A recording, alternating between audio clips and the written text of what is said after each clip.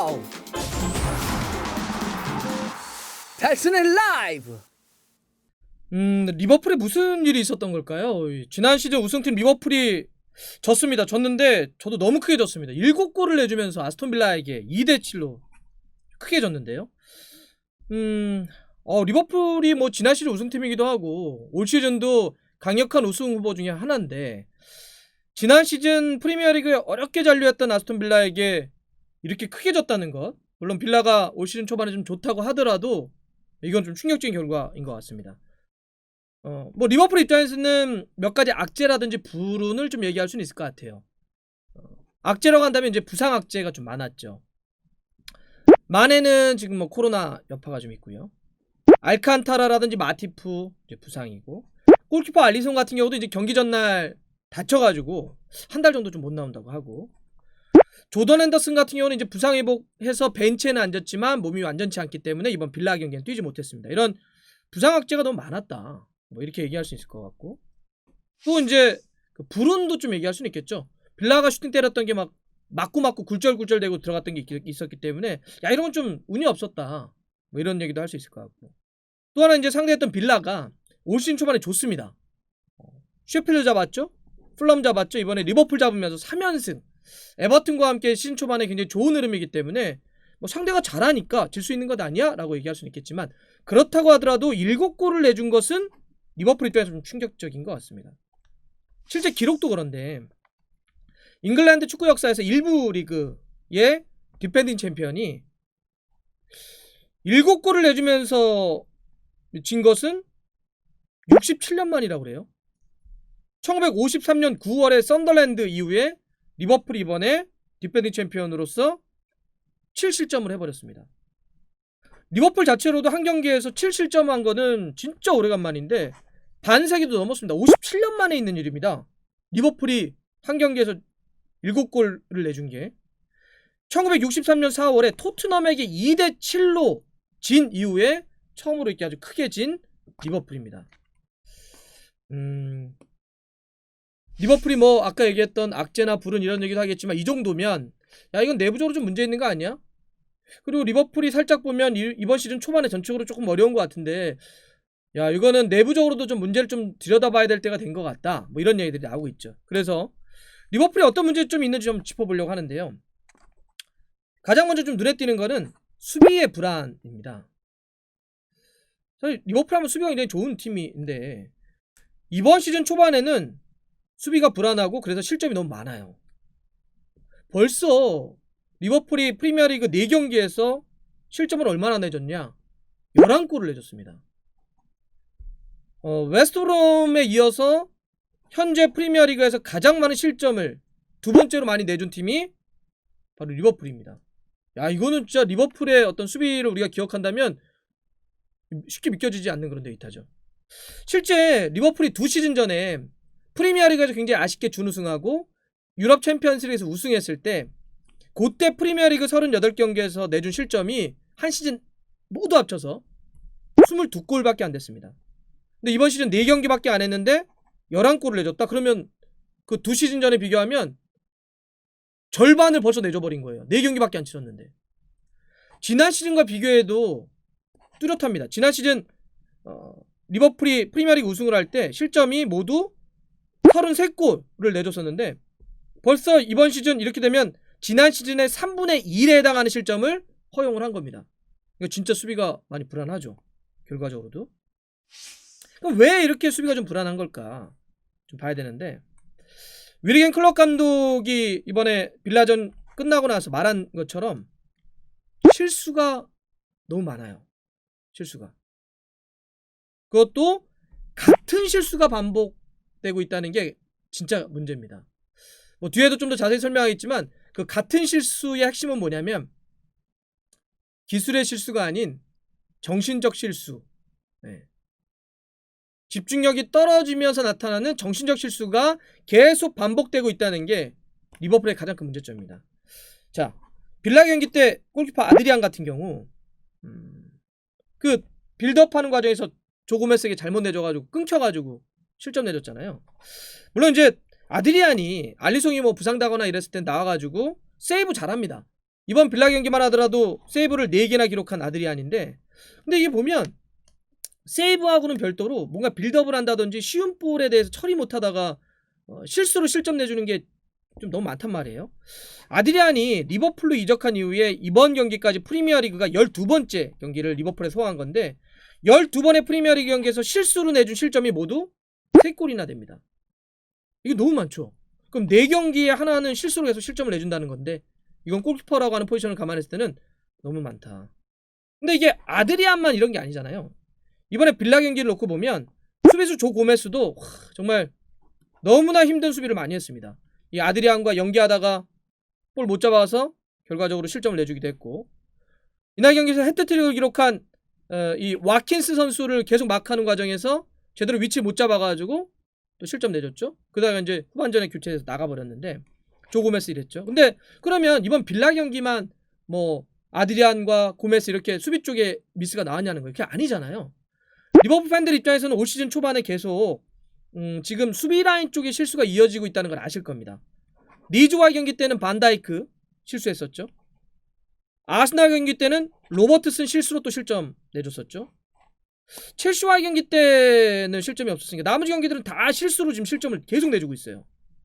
근데 이게 리버풀 축구에서 수비가 이렇게 불안해지고 실수가 많아지면 이건 더 치명적일 수밖에 없는 게, 클럽 감독의 축구는 라인을 올려놓고 전방 압박을 하는 축구이기 때문에 수비가 불안하게 지면 이게 라인은 높고 골키퍼는 여기 있으니까 뒷공간이 굉장히 넓게 벌어질 수밖에 없는데, 이게 불안하다? 그럼 뒷공간이 뻥뻥뻥 뚫리는 거죠. 그러면 리즈 경기 때 3골 내주고 이번에 빌라에게 7골 내주고 이런 결과가 나올 수 있는 거예요. 그러니까 라인을 올려놓고 싸우는 클럽 감독의 축구는 수비가 불안해서는 안 됩니다. 이게 정말 치명적일 수밖에 없는데 여기서 계속 실수가 나오고 있다는 거예요.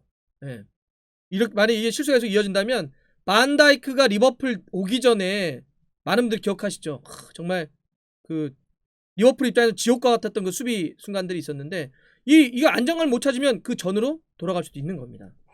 그러면 이제 여기서 클럽 감독의 말처럼 수비가 불안한 거는 같은 실수가 계속 반복되고 있는 것이 문제다라고 이야기를 했는데, 그럼 실수는 뭐냐는, 그 같은 실수가 뭐냐는 거죠.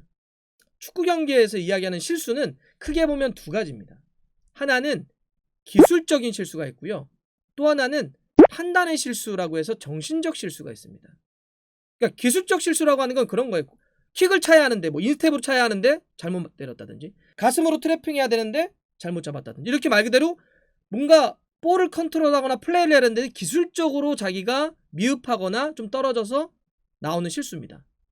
근데 이거는 말 그대로 기술의 실수이기 때문에 뭐 더 노력을 해서 기술을 연마해서 끌어올린다든지, 아니면 정 기술이 안 되면 기술이 좋은 다른 선수를 뭐 대체한다든지 이렇게 될 수가 있습니다. 그래서 기술의 실수는 뭔가 대체한다든지 끌어올릴 수 있어서 어찌 보면 그렇게 치명적인 실수다 라고 보긴 좀 어려운데, 진짜 치명적인 실수는 정신적 실수, 판단의 실수입니다. 이게 왜 치명적 실수냐고 한다면, 정신적 실수, 판단의 실수는 할 수 있는데 못하는 거예요. 기술은 있는데 못하는 겁니다. 능력은 되는데 계속 실수하는 거예요. 가슴으로 제대로 잡아낼 수 있고 인스텝으로 제대로 때릴 수 있고 인사이드로 제대로 갖다 댈 수 있는데 못 갖다 대는 거예요. 못 때리는 겁니다. 왜요? 집중력이 떨어져서. 네. 할 수 있는데 정신적으로 흐트러져 있어서 뭔가 지금 이렇게 경기에 온전히 모든 걸 몰입하지 못하는 상황이 된 겁니다. 네. 이걸 바로 판단의 실수, 정신적 실수 이렇게 부르는 거예요. 이런 상황은 왜 나오느냐? 말 그대로 정신이 굉장히 지금 분산되어 있고 뚜렷한 어떤 팀으로서 개인으로서 목표가 분명하지 않고 막 혼란한 거예요. 예. 할 수 있는 선수가 그러면서 못하는 겁니다. 그러면 리버풀에게 이런 게 왜 나타나느냐? 리버풀이 올 시즌 이제 들어와서 할 때 분명히 뭐 선수들 객관적으로 다 좋고 선수 영입도 좀 뭐 좋다라든지 알칸타라도 되고 그랬으니까 괜찮을 거다라고 했는데, 주위에서 이제 우려하는 것 중에 하나가 뭐였냐면 그 우승 후유증 이런 얘기 많이 했잖아요. 매너리즘에 빠질 가능성, 위험성 이런 얘기를 많이 했단 말이에요. 2시즌 전에 유럽 챔피언스리그 우승했단 말이에요.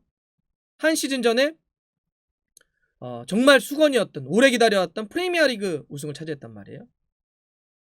이러다 보니까 더 어디로 올라가야 되지? 더 어떤 높은 동기부여를 받아야 되지? 어떤 우리 목표를 갖고 가야 되지? 이런 게 조금 떨어지거나 집중력이 해이해지게 되면 뭔가 심리적으로 정신적으로 흐트러질 수 있다. 이거에 대해 굉장히 우려를 많이 했던 것 아닙니까? 그래서 이게 지금 어느 정도 좀 나타나고 있는 것이 아니냐. 할 수 있는 선수들, 우리가 반다이크가, 아놀드가, 로버트슨이 뭔가를 못해서, 능력이 안 돼서 못할 선수들이 아닌데 시즌 초반에 계속 그런 실수가 이어지고 있는 것은 바로 어떤 정신적인 집중력이 좀 떨어져서 이건데, 클럽 감독 이걸 빨리 좀 잡아야 될 것 같아요. 네. 분명히 할 수 있는 선수들이기 때문에 이런 정신적인 실수, 판단의 실수, 이걸 얼마큼 다시 자리 잡게 할 것이냐. 이게 제가 봐서는 리버풀이 이 충격적인 패배에서 벗어날 수 있는, 혹은 이번 시즌 우승 레이스를 계속해서 안정적으로 달릴 수 있는 굉장히 중요한 포인트가 될 것 같습니다. 이런 어떤 정신적인 실수 말고도 짧게만 좀 정리해보면, 리버풀이 초반에 조금 부족해 보이는 게 지난 시즌에 비해서는 볼을 가진 상대에 대한 빠른 압박, 강력한 접근, 그래서 압박을 해서 볼을 탈취해서 수비에서 공격으로 빠르게 전환하는 속도, 압박과 전환 속도가 좀 떨어져 보여요. 한참 좋았을 때보다는 분명히 떨어져 보입니다. 근데 왜 그럴까 좀 놓고 보면, 저는 핵심적으로만 말씀드리면 조던 앤더슨의 부재, 공백이 있을 때 이런 게 더 심해지는 것 같습니다. 조던 앤더슨이 리버풀의 실제로 클럽 감독이 어떤 전술적인 가운데서 핵심이기도 하고 미드필더에서 어떤 심장 같은 역할을 해주는 선수인데, 핸더슨이 부상 때문에 1, 2라운드 뛰고 그 다음에는 못 뛰고 있는 상황인데, 지난 시즌 때도 리버풀이 프리미어리그 한 시즌 내내 치를 때 3패밖에 당하지 않았는데, 요 3패 중에 2패가 조던 핸더슨이 없을 때 당했던 패배입니다. 왜 그런가 놓고 보면, 핸더슨은 가운데서 기본적으로 볼을 잡은 상태에서 스스로 패스를 통해서 줄 수도 있고, 6번 노를 약간 위에서 밑에서, 아니면은 움직임을 통해서 계속 상대를 어떤 공략하면서 직접 침투도 가능하고, 속도도 있고 정확도도 있기 때문에 허리 쪽에서 이런 축구에 대해서 연계를 해줄 수가 있는데, 핸더슨이 없으면 그 롤을 해줄 수 있는 선수가 좀 애매해지는 경향들이 있습니다. 그런데다 지금 알칸타라도 지금 못 들어오니까, 핸더슨이 못 뛰어서 이번 빌라 경기는 파비뉴, 나비 케이타, 베이날둠 이 세 선수가 뛰었는데, 파비뉴 같은 경우가 이제 핸더슨의 그 롤을 맡은 건데, 센터백으로 지난번에 내려갔을 땐 진짜 잘해주더니 요 미드필더로 약간 뛸 때 보니까 일단 속도가 좀 떨어져요. 그런데 볼 소유에 대한 능력이 좀 부족했습니다. 네. 실제로 파비뉴, 나비 케이타, 베이날둠 이 세 선수가 이날 경기에서 동료의 어떤 기회를 만들어준 키패스를 세 선수가 합쳐서 단 하나밖에 기록 못했어요. 그러니까 엔진의 역할도 심장의 역할도 못해주고 있다는 거죠. 그러다 보니까 뭐 공격과 수비의 전환, 압박 이런 게 제대로 될 리가 없습니다. 핸더슨이 돌아오는 게 좀 필요할 것 같고, 마지막으로는 피르미누가 또 한 번 사라져버린 경기가 됐죠. 피르미누는 잘할 때는 뭐 연계도 좋고 이렇게 하다가 아예 안 보이는 경기들이 있어요. 안 보이는 순간이 있습니다. 네.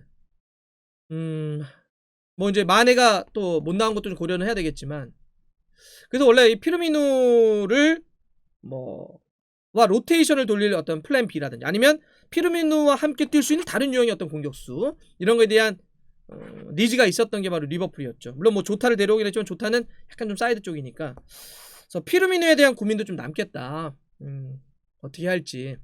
자, 리버풀이 이제 한 2주 정도 A매치 브레이크 때문에 좀 쉬는데, 클럽 감독이 어느 정도 정비를 할까요?